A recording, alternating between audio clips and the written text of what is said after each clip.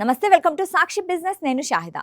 చేతిలో తగినంత క్యాష్ ఉన్నప్పుడు తీసుకున్న అప్పును గడువుకు ముందే చెల్లించాలని ఎవరైనా కోరుకుంటారు. ముఖ్యంగా వడ్డీ రేట్లు ఎక్కువగా ఉండే పర్సనల్ లోన్ల విషయంలో ముందస్తు చెల్లింపు ఆర్థికంగా మంచి నిర్ణయమే. దీనివల్ల వడ్డీ భారం తగ్గడమే కాకుండా ప్రతి నెలా చెల్లించాల్సిన ఈఎంఐల ఒత్తిడి నుంచి తక్షణ ఉపశమనం లభిస్తుంది.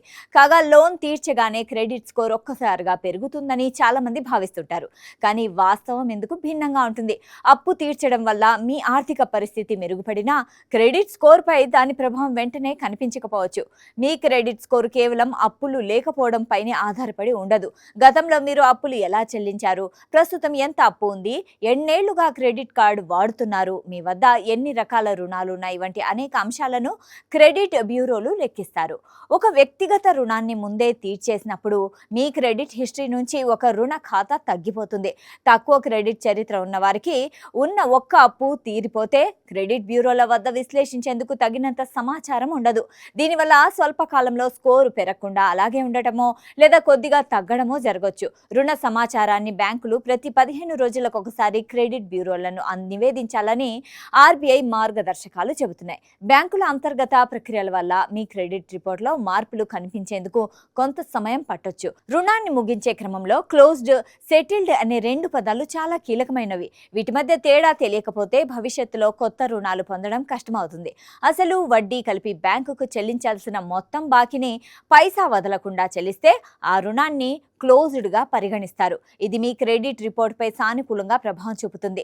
ఒకవేళ మీరు ఆర్థిక ఇబ్బందుల వల్ల పూర్తి అప్పు కట్టలేక బ్యాంకుతో రాజీపడి కొంత మొత్తం తగ్గించుకొని బాకీ చెల్లిస్తే దాన్ని సెటిల్డ్గా నమోదు చేస్తారు. అంటే మీరు తీసుకున్న అప్పును పూర్తిగా తిరిగి చెల్లించలేదని దీని అర్థం. ఇలాంటి రిపోర్ట్ ఉంటే భవిష్యత్తులో బ్యాంకులు మీకు రుణాలు ఇవ్వడానికి ఇష్టపడకపోవచ్చు. లోన్ పూర్తిగా చెల్లించిన తర్వాత బ్యాంకు నుంచి నో డ్యూ సర్టిఫికేట్ లేదా క్లోజర్ లెటర్ తప్పనిసరిగా తీసుకోవాలి. మీ అప్పు పూర్తయిందని చెప్పేందుకు ఇదే ప్రధాన ఆధారం. అప్పు చెల్లించిన కొన్ని వారాల తర్వాత మీ క్రెడిట్ రిపోర్ట్ను తనిఖీ చేయండి. అందులో సదరు రుణ ఖాతా క్లోజ్డ్ అని ఉందో లేదో గమనించండి. ఒకవేళ అది ఇంకా యాక్టివ్గా ఉన్నా లేదా పొరపాటున సెటిల్డ్ అని కనిపించినా వెంటనే క్రెడిట్ బ్యూరోకు ఫిర్యాదు చేయాలి. కేవలం స్కోర్ పెరుగుతుందన్న ఆశతో అధిక వడ్డీ భారం మోస్తూ రుణాన్ని కొనసాగించడం సరైంది కాదు. వడ్డీ భారం తగ్గించుకోవడమే మీ మొదటి ప్రాధాన్యం కావాలి.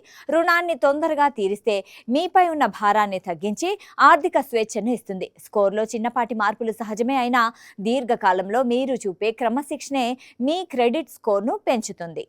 సాక్షి టీవీ ప్రసారాలను నిలిపివేయటం చట్టరీత్యా నేరం. సాక్షి టీవీ ప్రసారాల కోసం మీ స్థానిక కేబుల్ ఆపరేటర్ను వెంటనే సంప్రదించండి.